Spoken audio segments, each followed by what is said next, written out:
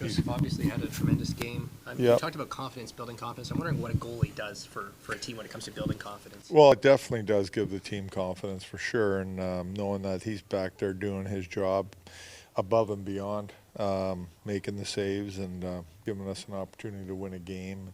Kind of like it just goes down the team and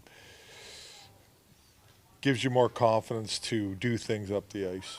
Has he improved at all or taken a step when it comes to puck handling? Some of the guys have mentioned that. I think his puck handling started to improve last year.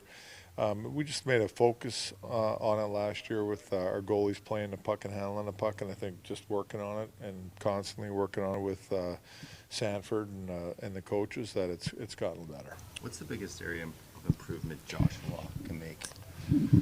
I just think getting to his identity. He's a big guy that, he has to be a physical, hard player to play against. And, he's going to make and score his goals around the net, right? So I think just a little more puck touches in the offensive zone from the forecheck, and then, getting to the net front and winning those battles there and tipping pucks. He's got good hand-eye, and he has the capability of putting the puck in the net. That's where I see that his game can improve, but it's about getting there. So just from our zone out, anticipating and being direct, not only him but his line mates, and putting him in a good spot to get on the forecheck or whatever. If a puck enters the zone under control, get to the net and do your work there and disrupt the other team that way and make it hard. They don't want to box him out. He's a big guy. So I think he can just be more engaged that way. In your experience, when you scratch a player like that, what's the benefit of that long term, I guess? I just think some players need a reset. There's different situations why you scratch a guy, and it's not because of effort or anything with him. I just felt like he needed to get a reset, and sometimes that puts a little more fire in him too. It's just part of it all. It's a tough part for everybody. Not so much me, it's my job, but it's tough on a player. But sometimes it gives him a little reset, and sometimes it puts a little more fire in him. You have them right back in tomorrow? Yeah. Yes. You seemed reluctant to do the 5-4 power play once Mitch left, but you're trying it now. Why now? Well, Matty's been out, and going back to when Mo was out there with Matty, we had them rotating a little bit, so Matty ended up at the top, and Mo would be on the flank, just for a different look. But for me, it's about him getting the puck more on his stick and using his shot and his ability up top to not only elude defenders, but his shot for sure, and making plays to the flanks and things like that. Just he's got good quickness up there, and I like the way it looked today in practice, but that's practice. But, it's just, we got to try to get something going here in the PP, because we need our power play to help us score goals. So you don't mind him shooting from far away, from up top, as opposed to getting down to the flank? I think if you look at last year with Mitch put a lot of pucks into that area with Johnny and Nizey at the net, and we scored a lot of goals that way. Those guys they're got heavy sticks, they can tip pucks, they're good around the net. So I think Matthews with his shot has got more volume on it than Mitch's, but he can put pucks in there, sift them in there, shoot them in there.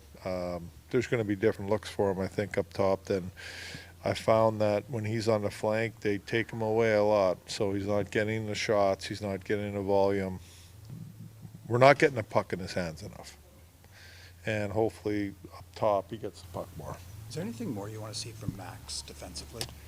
I don't know if it's a defensive side of things. I think positionally he's been solid. I know his plus-minus doesn't say that, but that's not really, I wouldn't say positionally that causes a lot of that for me. It's just getting engaged more in the game. Like he's got to get dirty down low in the offensive zone, win battles, and get more engaged that way, and get to the inside of the ice more. That's what I see. And when he's skating and moving, he's an effective player, but it's too inconsistent.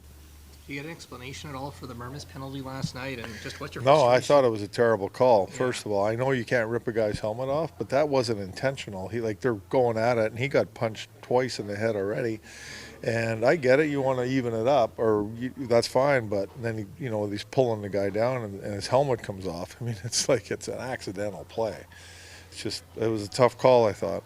How do you manage your frustration on the bench in that moment? You're trying to keep the team calm too, right? But you're Yeah, no, you gotta show composure. Like I think it's okay to let referees know you're not happy with the call and all that, but at the same time, we can't be focused on the referees. We got to make sure we're focused on the game, and it's my job to keep composure so our players have composure. Do you think Matthew Nyes could use Tom Wilson a little bit as a blueprint for maybe what he could grow into? Definitely, for sure. I think they're different though. Tom Wilson came in the league as more of I wouldn't say an enforcer, but that was a big part of his identity, right? Coming out of junior hockey.